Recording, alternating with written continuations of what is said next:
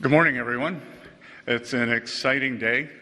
I think that I am here to announce the biggest merger in history, merger of Main Street and Wall Street. So thank you. I'm grateful to be with you all. An entire generation of Americans is about to learn in the most life-changing way possible how even small contributions can become generational wealth. And it's all thanks to President Trump. Trump accounts are the president's gift to the American people. They represent perhaps the most groundbreaking policy innovation of modern times, and they are shaped by a simple vision: every American a shareholder. When every American owns a share of the most powerful economy on earth, every American will benefit from our nation's growth. Every American will capture a portion of the productivity gains brought about by AI, robotics, and other world-changing technologies. And every American will be invested in the free market system and, most importantly, its continued success. Trump accounts are not a government program. They are a radically new platform that returns us to a social contract anchored in individual ownership, where everyone starts life on an investing journey. By giving each newborn citizen a material stake in the American dream through Trump accounts, President Trump is minting future investors on every rung of the economic ladder.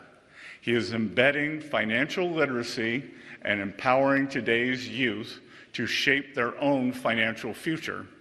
And he is creating an ownership economy to secure the American experiment for a new generation and the next 250 years.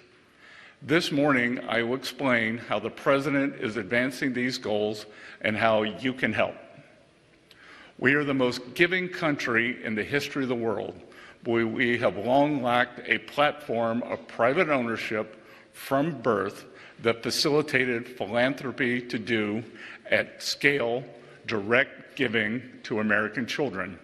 Not anymore. Through Trump accounts, our president is creating an ownership economy where all citizens become shareholders in America's wealth. Today, 38% of American adults do not own stocks. But with Trump accounts, over time, we can get that number to zero. I've talked in the past about the importance of promoting parallel prosperity, an era of economic expansion where Wall Street and Main Street grow together. But the beauty of Trump accounts is that prosperity no longer runs parallel, it fuses together. The biggest merger in history. Under Trump accounts, Wall Street's success becomes Main Street's success and vice versa. In addition to giving America's youth a crash course in capitalism and an economic leg up, Trump accounts will instill financial literacy in America's youth in a way no book, test, or school curriculum could. They will do so by providing students with a hands-on education in the power of compound growth. Treasury is wholly committed to promoting financial responsibility in the next generation through its Financial Literacy and Education Commission. Trump accounts embody the elegant alchemy of the golden age. They turn compound growth into American greatness, and they share that greatness evenly across every cohort of newborn citizens. There are 4 ways Trump accounts will be funded. First, through an initial $1,000 seed from the government. Second, through the donations of parents, friends, and employers. Third, through the generous donations of wealthy Americans and philanthropic organizations. And fourth, through donations from state governments. Let's start with the government seed. Thanks to President Trump, eligible children born between January 1, 2025 and December 31, 2028 will receive a $1,000 contribution from the Treasury Department that will immediately be invested in an index fund. To claim this investment, most families need merely check a box on Form 4547, the most aptly named tax document of all time. The compound growth from Treasury's initial seed funding alone stands to make young Americans wealthy. The S&P has grown at a rate of 10.5% each year on average since the 1950s. Assuming that growth rate continues, a single $1,000 deposit into a Trump account at birth will grow to over $600,000 by the age of retirement. Our president is putting the American dream within reach of every citizen, no matter the circumstances of birth. When young Americans turn 28, they can use their Trump accounts to keep saving for their retirement, or they can use them to purchase a home or further their education, two hallmarks of the American dream. Trump accounts will benefit from the compound growth of Treasury's initial seed funding, but they can also benefit from outside donations. Starting on July 4th, our nation's 250th anniversary, parents, family members, employers, and friends will be able to contribute up to $5,000 to each Trump account each year. By contributing the maximum amount each year, the Council of Economic Advisors estimates that a child's Trump account would be worth more than $1 million by the time they turn 28. We foresee a day when employers offer matching contributions to Trump accounts in the same way they offer matching contributions to retirement accounts. And we foresee a day when parents contribute to their children's Trump accounts in the same way they would contribute to their 529 account. Keep in mind that parents can create Trump accounts for any child under 18, not just those born between 2025 and 28. The third way of funding Trump accounts is through the generous donation of philanthropists and charitable organizations. Susan and Michael Dell have led the way by pledging to donate $6.25 billion of their own money to help fund Trump accounts for 25 million children under the age of 10. To put this number in perspective, the Dells made the single largest private commitment to U.S. children in our nation's history. Their donation provides an additional $250 in funding to Trump accounts for children across the country. The Dells' donation was the starting sound in a national race to top out Trump accounts for the next generation. And this morning, I'm delighted to announce the first entrance into that race, world-renowned investor Ray Dalio. Ray has joined what we are calling the 50-State Challenge.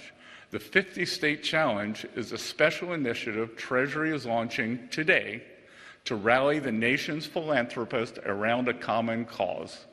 Through the 50-State Challenge, we are inviting every philanthropist in every state across the country to partner with us in building generational wealth for America's children through Trump accounts. Ray is representing Connecticut in the 50-State Challenge. Today, he will announce a generous contribution to boost funding for Trump accounts for kids across Connecticut. Ray has made the first move, but we welcome other donors and foundations in Connecticut and across the country to join him in the 50-State Challenge. The President is calling on our nation's business leaders and philanthropic organizations to help us make America great again by securing the financial future of America's children. Given the amazing level of interest and the generous donations we have seen so far, I am confident we will see many more donations, contributions pouring in. The fourth way of funding Trump accounts is through state governments. The administration has been working closely with a number of governors to determine the best way states can work with the federal government to expand access to Trump accounts to as many children as possible. Thus far, 20 states are considering topping up the accounts. State involvement can take many different forms. States can, for example, tie top-ups of Trump accounts to completion of financial literacy courses, or they can contribute directly to Trump accounts at birth. States are the laboratories of our democracy, and their experiments with Trump accounts will surface the best methods for funding over time. Trump accounts will not only restore the American dream for the next generation, they will make it more accessible than ever before. Together, we can usher in the president's golden age by building the most affordable, prosperous, and opportunity-rich America in our nation's history. I look forward to working with all of you to secure American prosperity through Trump accounts. Thank you.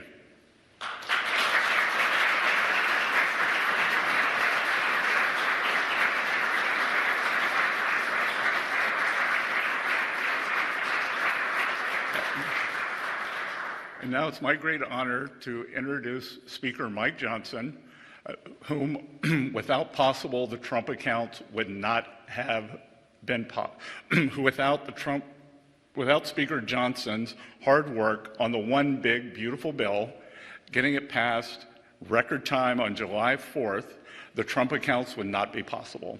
I remember when Speaker Johnson told me in April, he said, I think I can have the bill out of the House by Memorial Day. I said, really?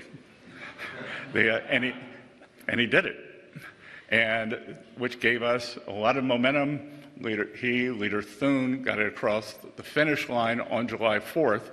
And again, the bill is big, it is beautiful, but one of the most transformative pieces in this legislation, they are the Trump accounts. So I will welcome Speaker Johnson. And again, Mike, thank you for your leadership on this. Thank you.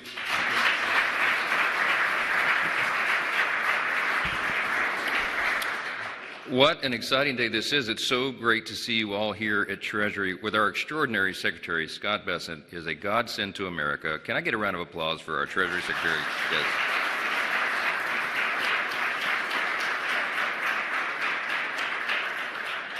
President Trump will have a lot of extraordinary legacy items that history will record, but one of the best choices early on was selecting this gentleman to serve in this position. And he's put together an extraordinary team, and the truth be told, we would not have gotten the big, beautiful bill, the Working Families Tax Cut, done as we did without his steady hand of leadership.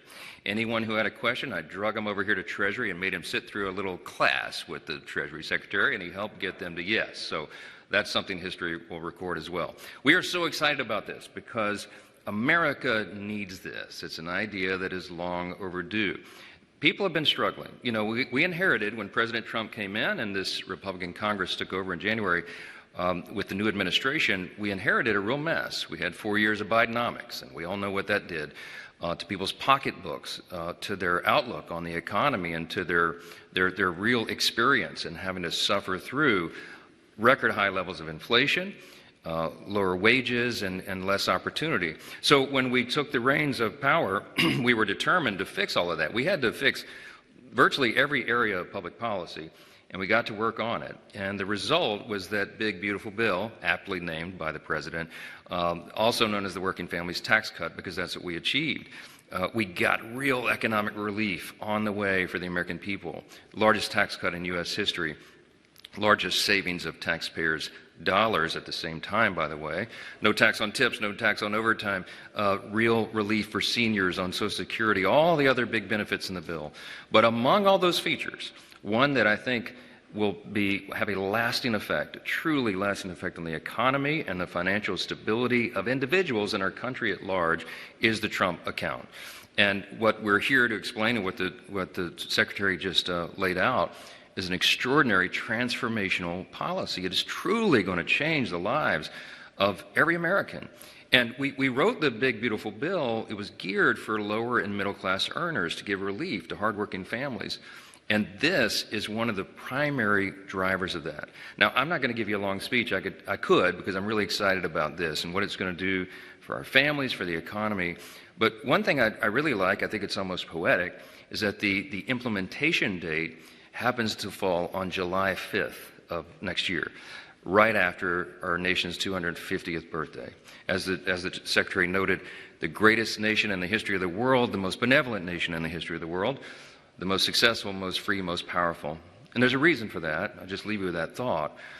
America is built on these foundational principles, and among them is the idea of the free market, of individual financial stewardship and responsibility, the idea of capitalism, that everybody gets a shot. If you work hard and you play by the rules and you do your best, you can get to the next rung on that economic ladder. And now with this, there's a bit of a turbo boost to that idea.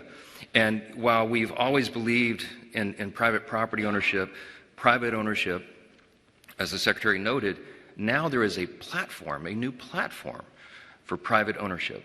What an extraordinary concept. And what a big thing to celebrate as we celebrate our nation's supercentennial, as the President calls it, next year. The idea that these principles and these foundational premises that make our great nation will flourish in a whole new way.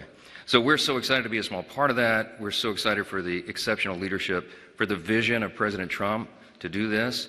I can't wait to tell everybody about Form 4547. If we could only put an exclamation point at the end of the form number, that would be even perfect. This is big stuff for a big, incredible country. So grateful to be a small part of it. Thank you all so much for being here. God bless.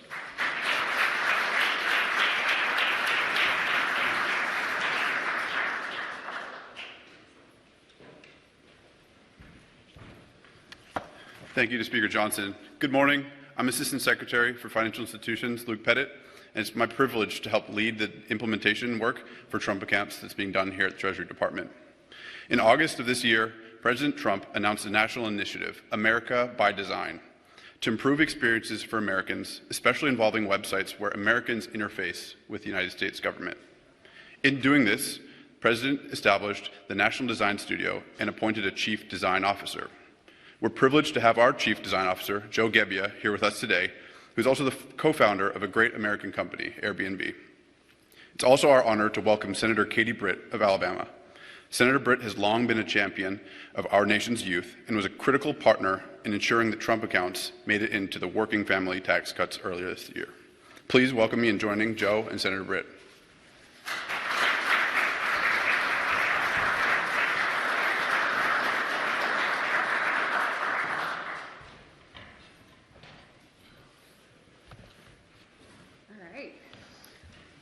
Some comments first, and then Perfect. Great.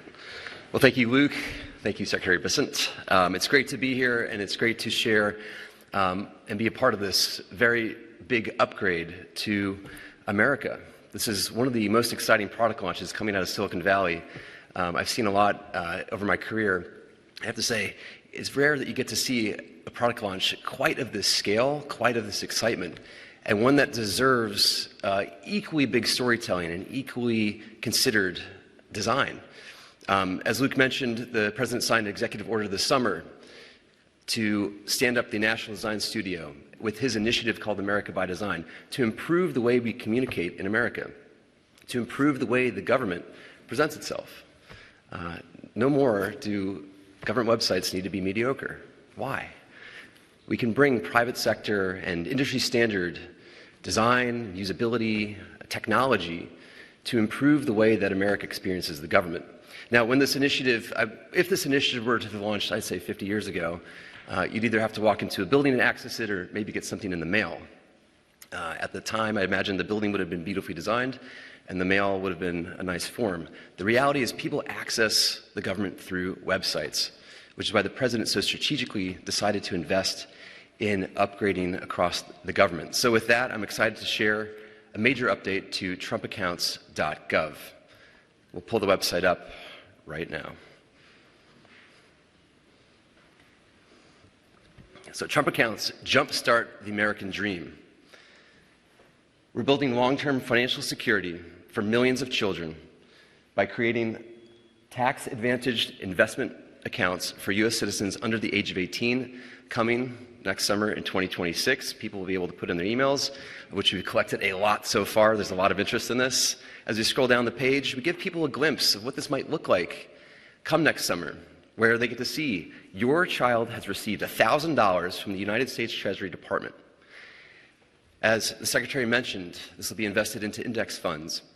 And we have a chance to actually show children what's in those index funds. They actually get to participate in great American companies and see how their gift changes over time. As we scroll down the page, so kids get $1,000 for every American child between January 1st, 2025 and December 31st, 2028. The account's fully in the child's name, and the parents become the custodian until the child turns 18. No contributions are necessary beyond the $1,000, but you can deposit up to $5,000 a year to help accelerate the growth. This will be launching, we like to say July 4th. July 5th is good too. There's 3 easy steps. Enroll your child by making an election when you file your taxes. Second, a financial institution will receive your funds and activate your account. Third, sit back and watch the money grow. You can contribute anytime or not. Big things start with small steps. Every parent just smiled. Jumpstart their financial future. Build your child's financial foundation right from the beginning with $1,000 from the Treasury. Your child has a huge head start on the American dream. As they age and grow up, the power of time in the market. Your account balance will grow over time on its own. Whether you choose to contribute additionally or not, you can do up to $5,000 a year to accelerate gains. Your child continues to grow up. Proven winners, all-American growth. Your child's funds will automatically be invested in American companies. The app and interface let you see exactly what the stocks are that they own and how they're performing. Growing their finances and their education. As they get older, they'll learn about investing and watch their money compound in real time. They'll gain more than just money. They'll gain financial literacy. At 18, Trump account is all theirs. They're free to continue letting it grow, or they can withdraw funds right away to use for things like education or housing, with all the tax advantages of a traditional IRA. Your child's account grows with them, and we modeled out. At age 18, if you didn't add anything else to the $1,000, your child would have $5,800 by the time they graduate high school. If you contributed $250 a year by age 18, you'd have estimated, forecasted, $20,700. And if you contributed the max $5,000 a year, by age 18, that would compound to $800,000. Now, Secretary Bessent gave me an idea. We're going to update later today to show at age 18 and also at the age of retirement. So people will be able to click through this. Thank you for that product idea, Secretary. So people can see the forecast if they hold on to this through the age of retirement. As mentioned, companies are stepping up. The private sector is leaning into this. These are some of the first initial companies. I imagine this page will get very long. We'll have to figure out a way to click and see the full list at some point.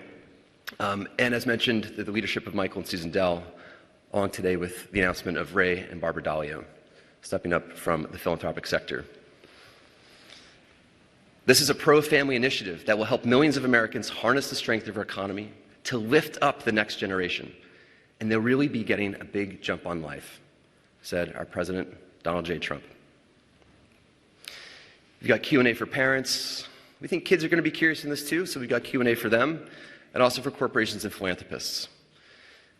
We'll be updating this later today with the news out of this conference, and closing out with the next best thing to watching your child grow up is a tax-advantaged investment account that belongs entirely to them.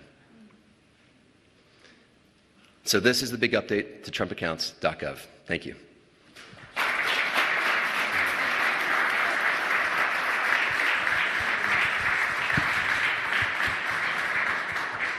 Absolutely incredible.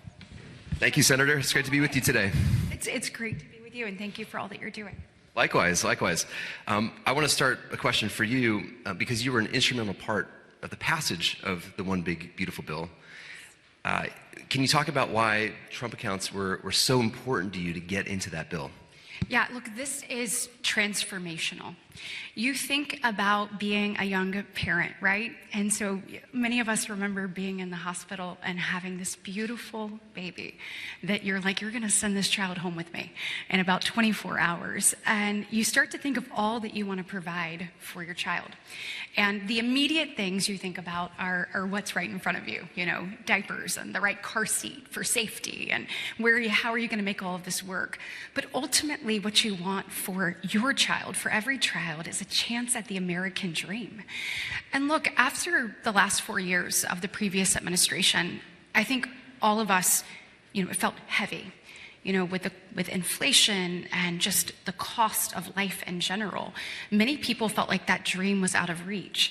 And the incredible thing about the working families tax cut is that President Trump said, no, we're going to make good on the promises we made to the American people. We are going to see these parents and help them provide that opportunity. And we want the next generation to be better off as a result of our leadership. And I think there is no more evidence, greater evidence of that than these accounts. And when we're looking at America and the fact that we are that shining city on the hill, everybody wants to be a part of that. And we know that about 60% of Americans are invested in markets, but we know 40% are not.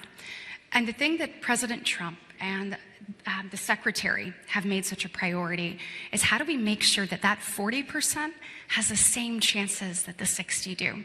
How do we close the gap between the have and the have-nots? How do we create a pathway for these kids, maybe in an underserved community or have not previously had access, to have the ability to achieve that American dream? And that's what this does. And we are going to look back on this moment and see that it not only changed our nation and how we work together, from government to companies to philanthropists, but it is truly going to change lives. And when we see these stories unfold, even in a few years for kids that are under 18, but ultimately these children that are born during President Trump's administration and have the seed money of $1,000 and what it does for them, whether it's home ownership or education or other opportunities, it is going to be remarkable, and it's going to be the envy of the world. What do you think the impact will be at age 18 for a child who's born during this administration? 18 years from now, what do you imagine the impact might be? Oh, tremendous. I think, so I have two children, 15 and 16, and you rest assured that my husband and I are going to go ahead and set one up as soon as possible. And you think about just the growth that can occur at 18 or 28 or what could ultimately happen. But you think about a child that is born right now that is going to allow this to grow. And I believe that what we've seen from the Dells and what we have seen from companies already stepped up, that is just the beginning. President Trump and the Secretary have an opportunity to just inspire in a way that we've not seen any other leader be able to do. So I believe that will be compounded tremendously. And I think ultimately, you've seen the American dream slip away. Like, one example is home ownership, and you heard the Secretary talk about that earlier. So previously, people could buy their first home between 25, 26, 27 on average. Now we're looking at 38 and beyond. What this will be able to do for a down payment or an educational opportunity or skills training is going to change the game. And listen, I want to thank you. I have a question for you. So as a parent, number one, I told you when I saw those little feet up there, that just took me back in time. And I also thought, how am I going to do all of these things? And then how do you know what to do and when to do it? You have been transformative with bringing products to market, and you have found a way to target the information that is needed in a way that people like me can receive it. Because I'll be honest with you, I am that parent that has to get my kids to help me figure out what to do online quite a bit. And so talk to me about being the head of the National Design Studio and how this project, kind of the framing that you took into account for this project to help parents like me be able to navigate this and actually be able to access it. Well, thank you for that question. I think this is such an important initiative, and to make it sure it gets the widest adoption possible, as a designer, you learn to just make things as simple as possible. Whether that's the messaging, whether that's the interface or the usability of something. If you want to increase conversion rate, make it simple. And so, my company was really built around that. How do we apply great design to helping somebody take a great vacation, take a trip somewhere, connect with that accommodation? And so this is really bringing those same principles here. How do we have really clear communication, really clear, crisp messaging so that the American at any socioeconomic level can understand how this fits into their life and how it benefits them?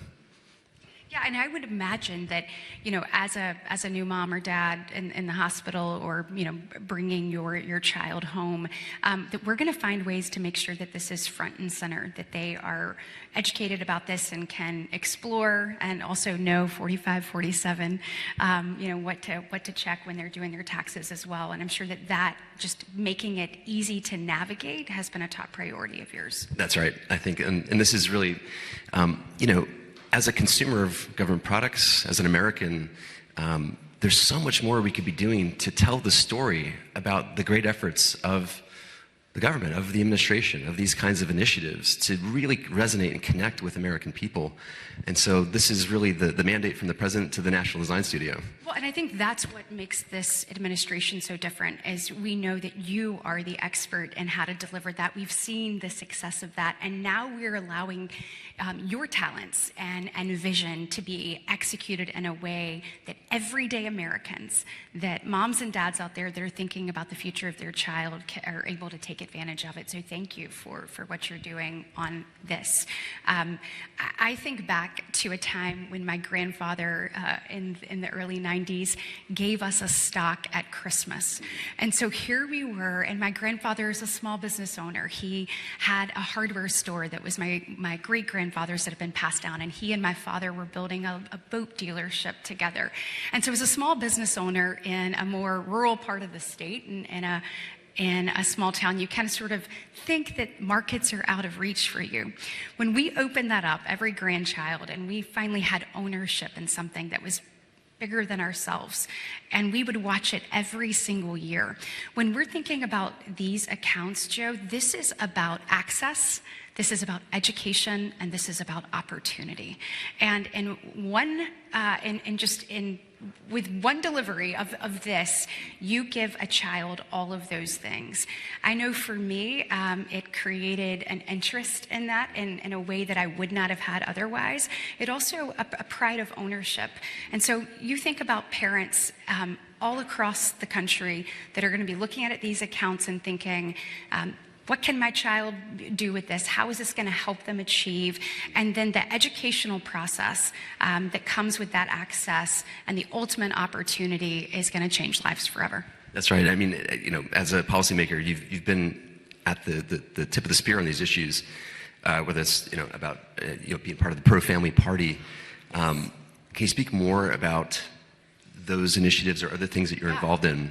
Yeah, look, there is no doubt that under President Trump's leadership, the Republican Party has become the party of families. We have become the party of parents. We've become the party of hard-working Americans. And so to get to be a part of delivering on that has really been incredible. The Working Families Tax Cuts, as mentioned by the speaker, have so many things in here for hardworking Americans and people, allowing them to keep more of their hard-earned dollars, making sure that dollar goes further, and creating opportunity like we're talking about today. One of the other things that I was proud to lead the effort in the Working Families Tax Cut was actually addressing the affordability and accessibility of childcare. So it doesn't matter if you're talking to our largest manufacturers or our smallest business on a main street in a community in Alabama.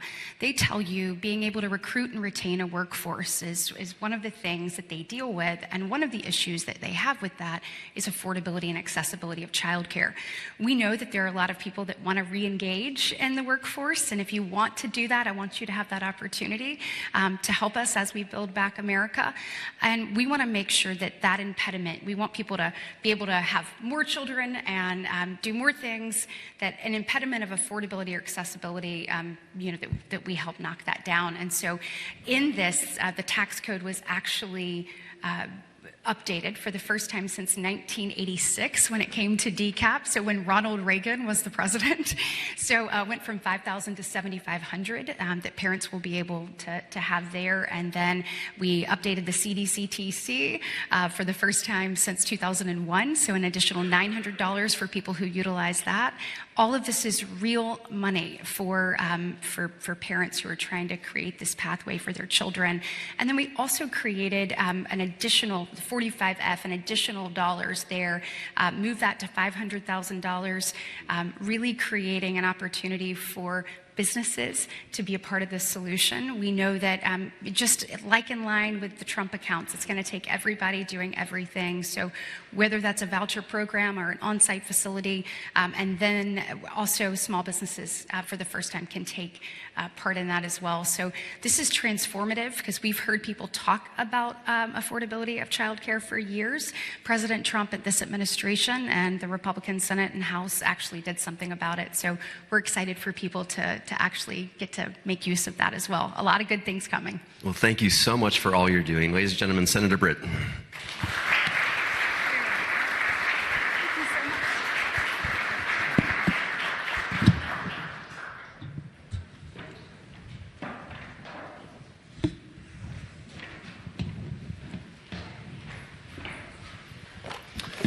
Good morning. I'm Derek Tyre. I joined the Treasury Department in January on the Secretary's team, and now I'm performing the duties of Deputy Secretary. I was privileged last year to work for Speaker Johnson, so it's a special moment for me to be in the room with the Speaker, with the Secretary. These are two leaders fit for the time. These are the best possible people for these roles. And the first 6 months of the year that we spent working on the one big beautiful bill, getting that in place by July, and getting these important tax cuts for families was experience of a lifetime. Thank you to Senator Britt for being here and for your leadership on pro-growth and pro-family tax policy. We also want to mention the absence of Caroline Leavitt, the President's dynamic press secretary, who is traveling with the President, but we are in full partnership with the White House on Trump accounts. Successful implementation of Trump accounts is driven by close coordination between Treasury and the IRS. Even before these historic tax cuts were signed, we established working groups across Treasury and IRS to develop guidance and to work on implementation, systems upgrades, so these provisions would be effective as soon as possible in 2026.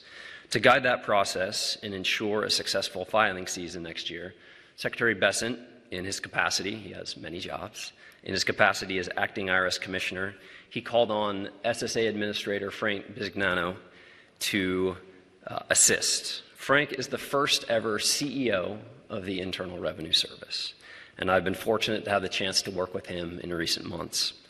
His extensive experience leading large organizations, managing the upgrade and modernization of complex financial systems, these are an invaluable asset to the IRS and to the American taxpayer.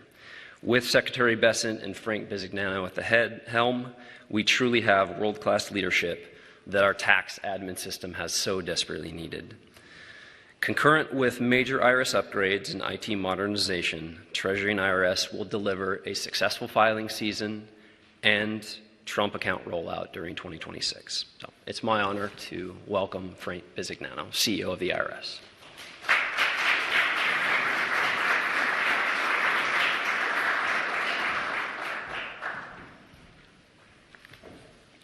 Thank you, Derek, and thank you for all you do, providing the leadership that you do across the organization. I'm delighted to be here today on this momentous occasion with the outstanding leadership that you've seen come before me. Speaker Johnson, Senator Britt, my good partner in the digital transformation of government, Joe Gebbia, who's an outstanding innovator and technologist, and taking what he did in startups and bringing it to the largest startup in the world, the U.S. government. And of course, I am so fortunate to have the opportunity to work with a friend and an outstanding leader and somebody who's transforming this government and driving results as never seen before, Treasury Secretary Bessent. Thank you to President Trump for allowing me the opportunity and trusting me to be the first CEO of the IRS. And with his leadership and Treasury Secretary Bessent's, we will be unparalleled in what we accomplish. It is an honor for me to lead this great organization, which is intrinsic to the functioning and success of our nation. Our teams are working to deliver Secretary of the Treasury and Acting Commissioner Bessent's vision for transforming IRS. As CEO, I am committed to ensuring the IRS sharpens its focus on 3 priorities. First, enhancing customer service. We will serve the American public in a manner they never were before. Improving collections. We fundamentally at the IRS is the largest revenue pool in the world, and we will perform better on that. And for the American public, safeguarding privacy. Related to our broader efforts to make the IRS work better and more efficiently for the American people, we're laser focused on implementing the one big, beautiful bill. There's no words that can be said better or I'm more proud to say. As part of that, I am delighted to be here today to talk about one of the most important provisions from this historic piece of legislation. Trump accounts. As you have heard from others, this is going to be one of the most impactful policy endeavors of this administration. And it is truly an honor to work at the direction of President Trump on this initiative. The best way for me to describe the goal of Trump accounts is to use the President's own words. This is a pro-family initiative that will help millions of Americans harness the strength of our economy to lift up the next generation and generations to follow. Trump accounts are going to unlock the American dream and President Trump's golden age economy for an entire generation. I am proud to say the IRS, in coordination with Treasury, has been hard at work developing the guidance needed to ensure that eligible families can take advantage of Trump accounts. Earlier this month, we issued a notice providing some initial information, and we are still drafting regulations that will give more detailed guidance to families soon. We also have been developing the greatest form in IRS history, 4547. Mark that down. The form people will need to use when they open a Trump account for an eligible child. A draft of that form is available on irs.gov. We're focused on making it as easy as possible for those who are eligible to open an account or contribute. The rollout of the official Trump account website today. Great job, Joe, in doing all you've done. With fulsome FAQs will help streamline this process. You will hear more about TrumpAccounts.gov in just a few moments. please expect additional information and guidance from the Treasury Department and IRS between now and January 5th, 2026, when Trump accounts officially launch. So once again, I want to thank Treasury leadership for the opportunity to be here today. As IRS CEO, I will remain committed to ensuring the success of Trump accounts, and I am grateful to be involved with such an important program for the benefit of working families throughout America. It's my pleasure now to turn it over to the fabulous Treasury Secretary and outstanding leader, Scott Bessent. Thank you.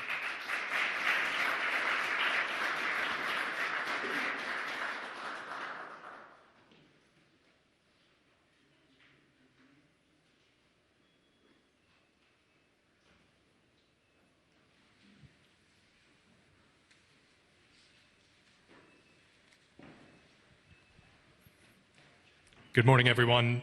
Thank you for joining us this morning. We wanted to provide some of the reporters in the room with an opportunity to ask some questions. As you can see, we've brought up the full team to explain the intricacies of the rollout today and Trump accounts. So first, Nick Gilbertson with Breitbart. Yeah, Mr. Secretary, a question for you. Can you explain the importance of fostering financial literacy among the next generation of America? Yes, financial literacy has long been one of my passions, dating back for more than a decade when I was in the private sector. And I believe, I grew up in a small town in South Carolina, in Little River, South Carolina. We didn't know anything about Wall Street. We just knew something bad happened in 1929.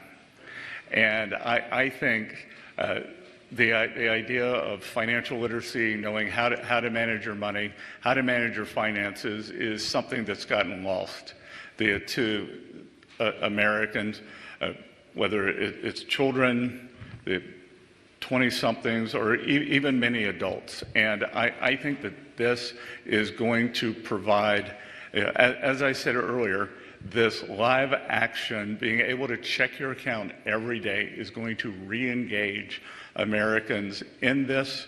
We're going to reach out. Many banks, as part of their Community Reinvestment Act educations, we're going to reach out to all the banks to give seminars. So I think that this really is going to be transformative for the American people, making them much better consumers of financial products and understanding how they can optimize their financial health.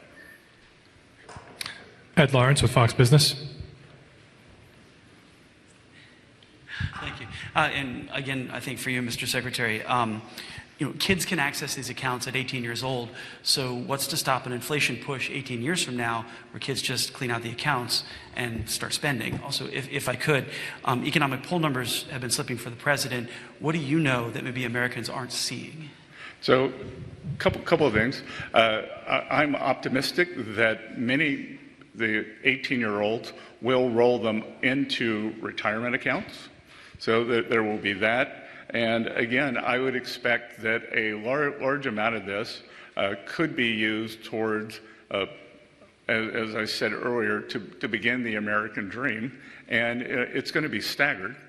So it's going to be staggered, and it will be for a home purchase, for an auto purchase, for education. I don't think educational inflation can go any higher. I am very optimistic about 2026. As wearing my other hat as the acting IRS commissioner, I could see what has happened with President meeting his campaign promises and no tax on tips, overtime, Social Security, deductibility of American-made autos.